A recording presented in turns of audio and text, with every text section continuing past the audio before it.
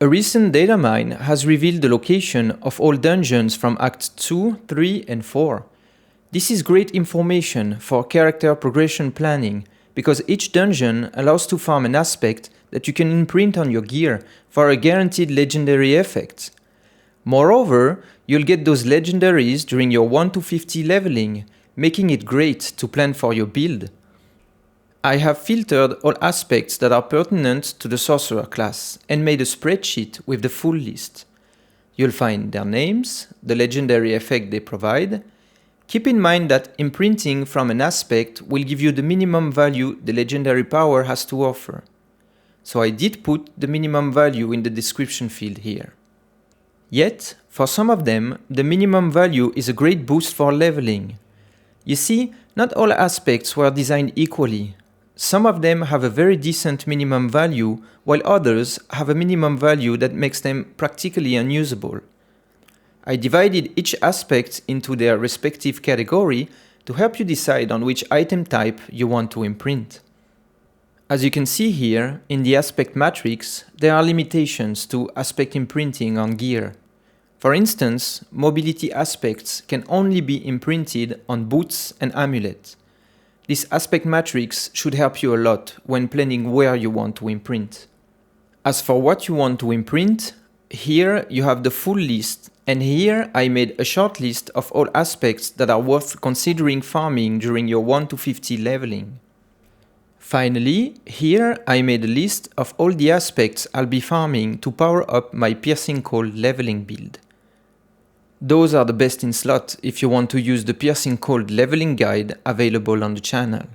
You'll find a link above if you want to check it out. Quick note on the aspect of pummeling. I can't seem to find that aspect anywhere on the map, so if you guys happen to find it, please let me know in the comments section so I can update the spreadsheet accordingly.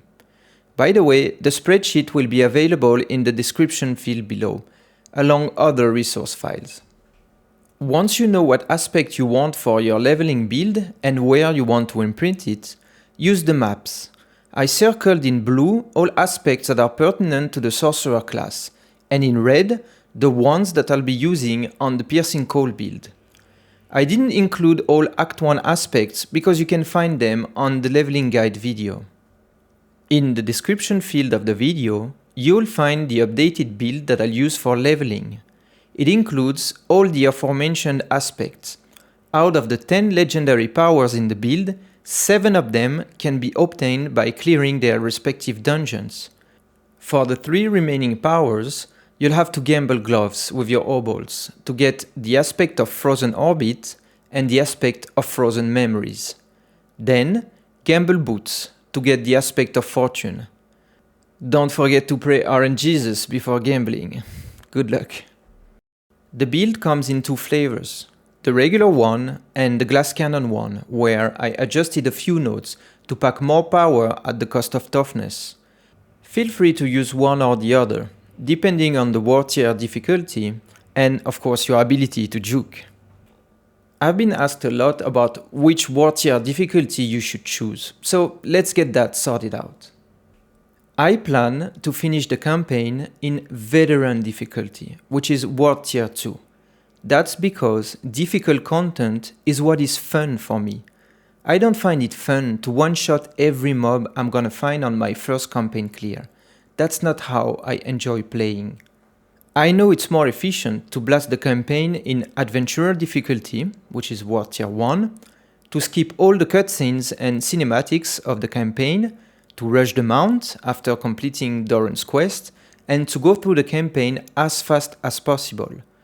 This way, you can clear the capstone dungeon at level 45 to unlock Nightmare difficulty, World Tier 3. This is the most efficient route, and by all means, if this is your definition of fun, go for it. That's how you'll be efficient.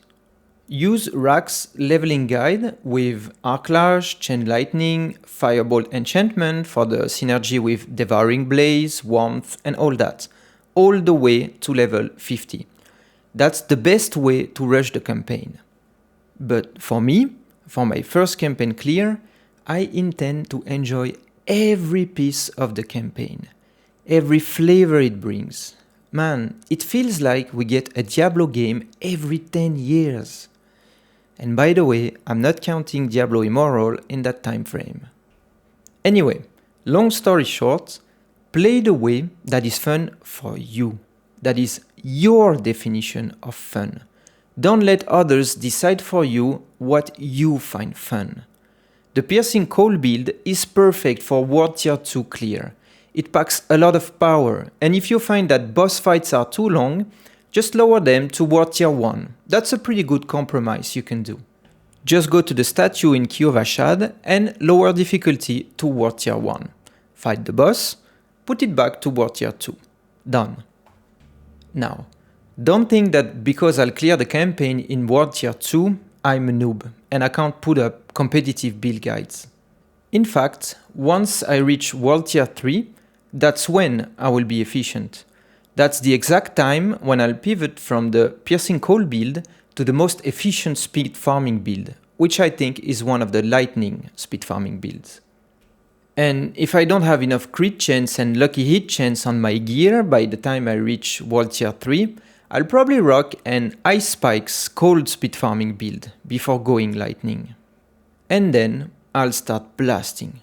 Speed farming XP to unlock Torment difficulty, World Tier 4, in the most efficient manner. And once I get to World Tier 4, I'll be speed farming gear in the most efficient manner.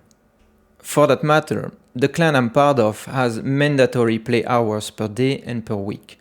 So I'll be more or less playing all day, every day. And once I reach level 90 plus, it's time for PvP. And it's gonna be glorious. Of course, I plan to release lots of build guides, tutorials and mechanics reports to keep you guys updated on the latest and greatest. Most of the information I'll upload will be intended for competitive players, but not all the information.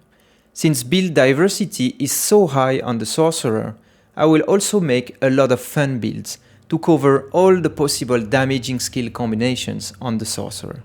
That's one of the reasons why I love the Sorcerer class. Man, there are so many different builds. Anyway, I think that outro is way too long already. I wish you all great RNG and great drops during leveling and beyond. I'll see you in Sanctuary, Nephalem.